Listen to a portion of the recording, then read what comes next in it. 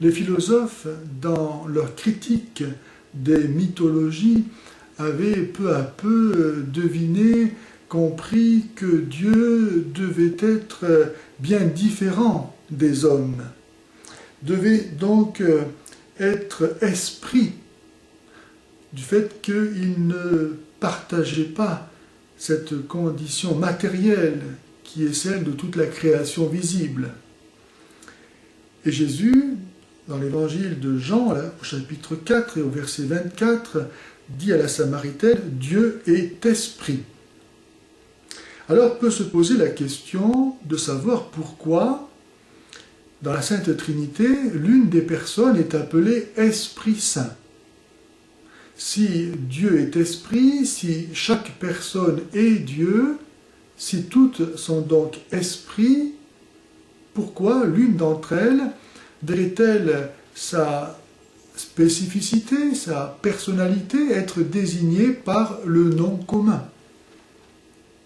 Eh bien, il faut savoir que le mot esprit, qui vient du mot hébreu roi, signifie souffle, et que ce souffle donne deux interprétations possibles. Le souffle, le vent, en ce qu'il est informe, indéterminé et immatériel, et ce qu'il y a de plus approprié pour désigner Dieu qui, justement, étant immatériel et esprit.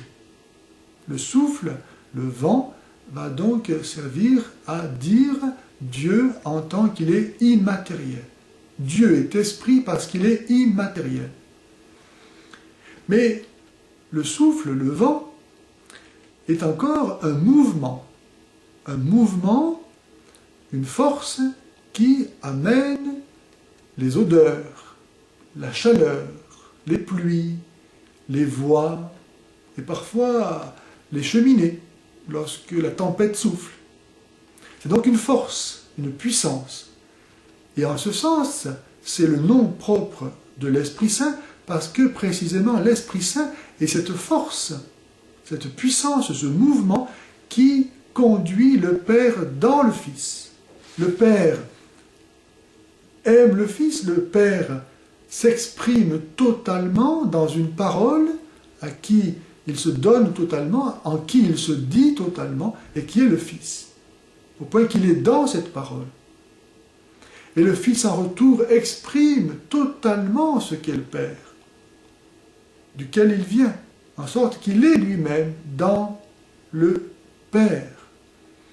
Jésus, Jean 14, 10, dit « Le Père est en moi et je suis dans le Père ». Le Saint-Esprit est donc ce mouvement, cette force. Et c'est en ce sens qu'il est dit « esprit ».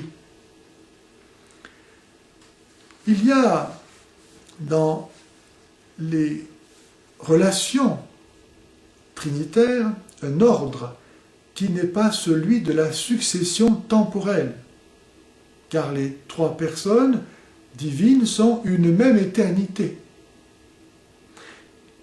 Ce n'est pas non plus un ordre d'inégalité, comme le serait une hiérarchie, puisque les trois personnes divines sont un seul et même être.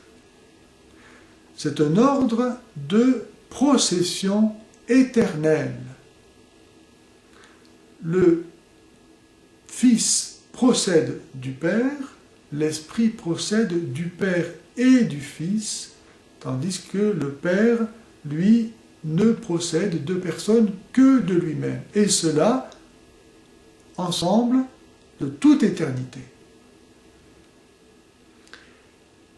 Le Seigneur est saint, Dieu est saint, et lui seul, parce que lui seul se possède lui-même, se connaît lui-même parfaitement, il est totalement différent de tout ce qui n'est pas lui, il est la joie absolue, le bien parfait possédé par l'amour infini. Et le Saint-Esprit, en donnant le Père au Fils et le Fils au Père, est celui donc qui est ce nœud, ce baiser qui unit le Père au Fils, qui ordonne le Père au Fils et le Fils au Père, et qui, parce qu'il nous est envoyé, nous ordonne, nous aussi, à Dieu, nous rend saints. Dieu dit dans le livre du Lévitique, au chapitre 11, verset 45, « Soyez saints parce que je suis saint ».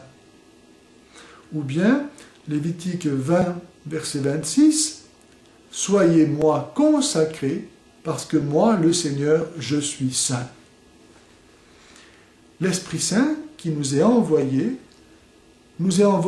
pour nous ordonner à Dieu et ainsi nous donner de participer à la sainteté même de Dieu. Voilà pourquoi il est appelé l'Esprit Saint.